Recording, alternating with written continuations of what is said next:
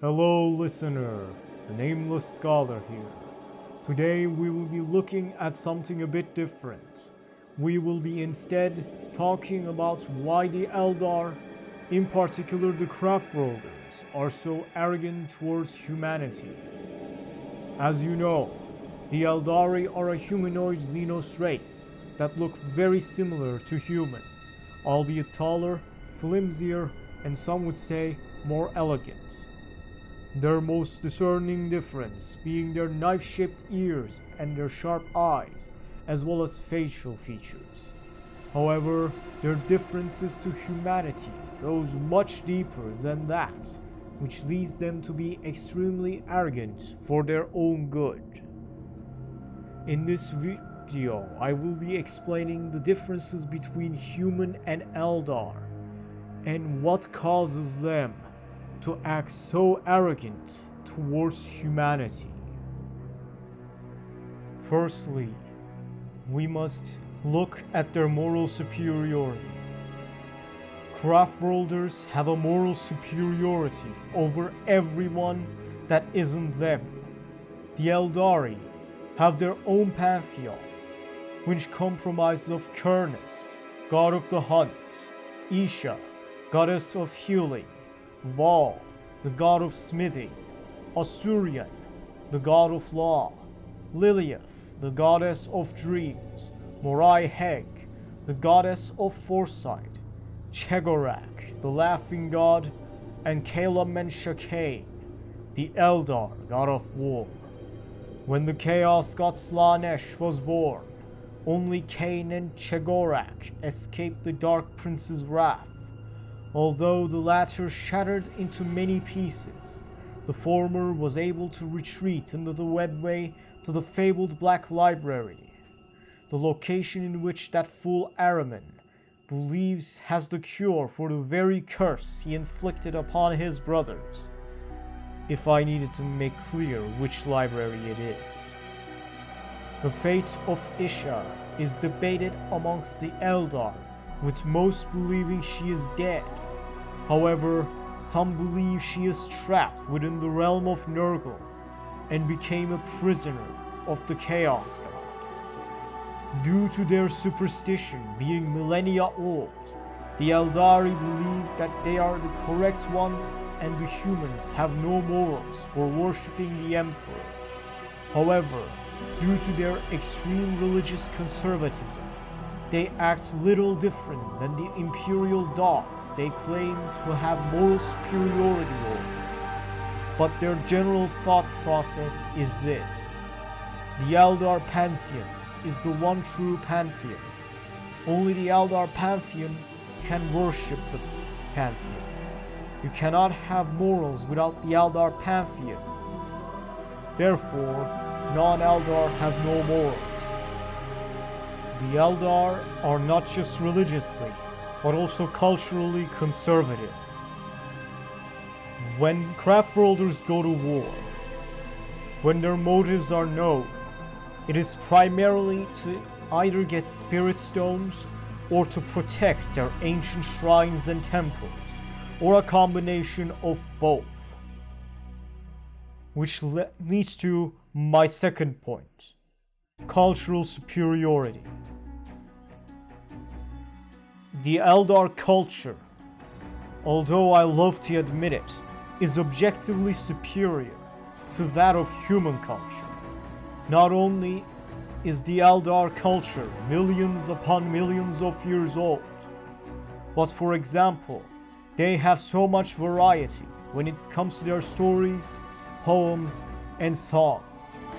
There are more types of rhymes and poems.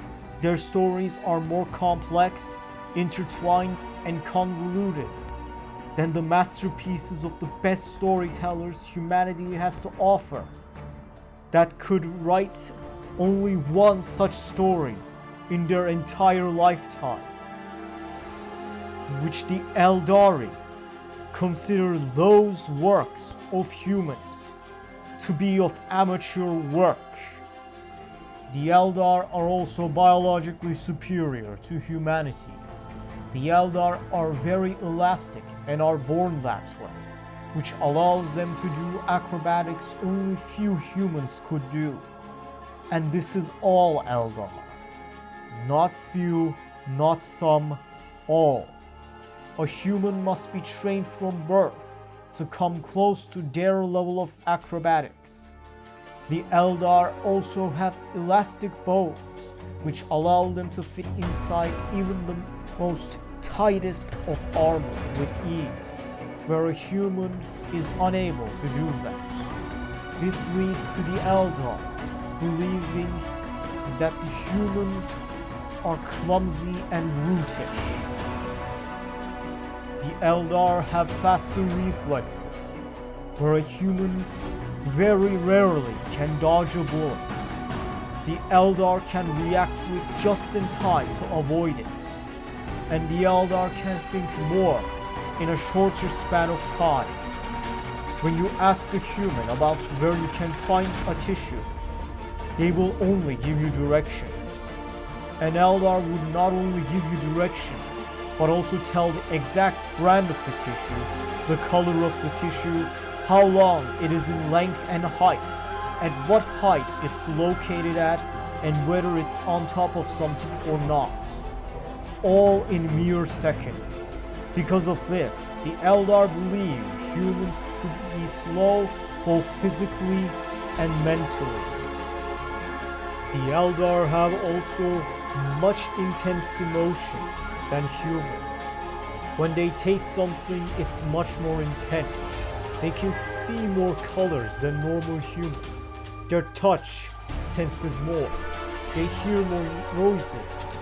They smell more than normal humans can. Their perception is admittedly much superior to humanity.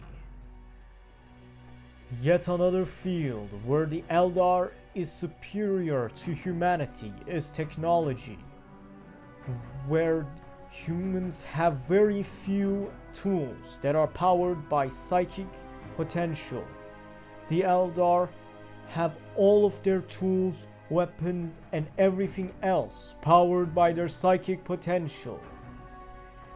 But theirs is so advanced that something like the Nemesis force weapons of the Grey Knights are primitive contraptions compared to theirs. Singing spears and witchblades are sentient, which singing spears can go back to their master after they are thrown, which brings me to my next point, their psychic superiority. All Eldar, to a degree, are psychers. Some are more powerful than others, hence warlocks and fireseers. However, all other Eldar are only able to do basic telekinesis. They thrive on psychic powers. Almost everything is powered with their psychic potential. Wraithbone, their building material, is a psychoactive material that is called forth from the warp and bends to their will.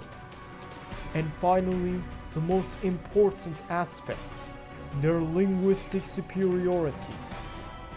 It is already difficult for a human to comprehend the Eldar lexicon, as it is seen with the translation of the tale of Eldanesh and Ulfanesh, where only it is partially translated and the rest is incomprehensible to the human mind, where the human language, including High Gothic, is grunting and making animal noises compared to the elegant Eldar language, which is the key reason why they cannot tolerate us.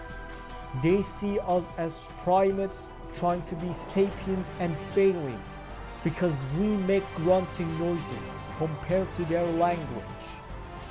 And this is why the Eldar are so arrogant towards us, because they cannot tolerate us, because we are so annoying, as well as their arrogance. I mean, could you blame a human for being annoyed by very loud yelling chimpanzee? I thought not. this is all that I have to say about the knife ears and trying to understand why they are so arrogant. What? Are you waiting a maniacal laughter at the end? Why would I do that?